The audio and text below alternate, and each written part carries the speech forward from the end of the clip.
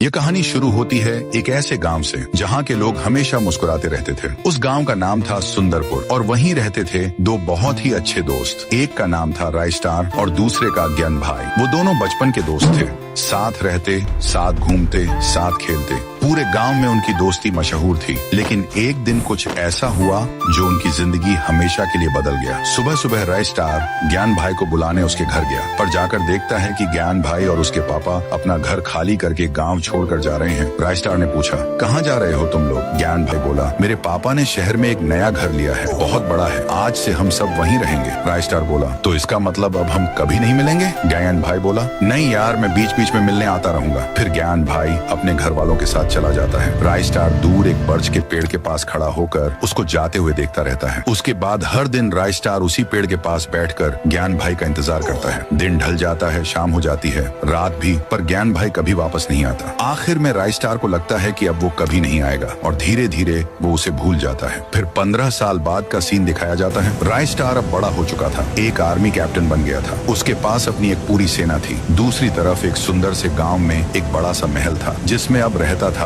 ज्ञान भाई, जो अब एक अमीर आदमी बन चुका था। उसके पास पैसों की कोई कमी नहीं थी, लेकिन एक मुश्किल थी जिसका नाम था विक्रम। विक्रम एक खतरनाक इंसान था। उसकी नजर ज्ञान भाई के पैसों पर थी। ज्ञान भाई इस वजह से हमेशा टेंशन में रहता था। फिर एक दिन वही होता है जिसका डर था। विक्रम और उसके गुंडे गांव पर हमला कर देते हैं। हर तरफ अफरा तफरी मच जाती है। गुंडे लोगों को मारने लगते हैं। ज्ञान भाई समझ जाता है अब उसका बचना मुश्किल है। वो तुरंत अपने एक आदमी से कहता है, इस गांव से बहुत दूर एक छोटा सा गांव है, वहाँ मेरा एक पुराना दोस्त रहता है, उसके पास जाओ और बोलो कि मुझे उसकी मदद चाहिए। वो आदमी बाइक लेकर निकल पड़ता है रायस्टार के गांव की तरफ। उधर दूसरी तरफ रायस्टार अपने आर्मी कैंप में सोल्जर्स को ट्रेनिंग दे रहा होता है। तभी एक लड़का आता है और कहता है, मुझे ज्ञान भाई ने भेजा है, हमारे गांव में एक गुंडे ने हमला कर दिया है, अब सिर्फ आप ही हमारी मदद कर सकते हो। रायस्टार सब कुछ समझ जाता है और बिना समय गंवाए अपनी पूरी सेना लेकर निकल पड़ता है ज्ञान भाई को बचाने। इधर विक्रम ने ज्ञान भाई को पकड़ के जेल में डाल दिया होता है। विक्रम कहता है,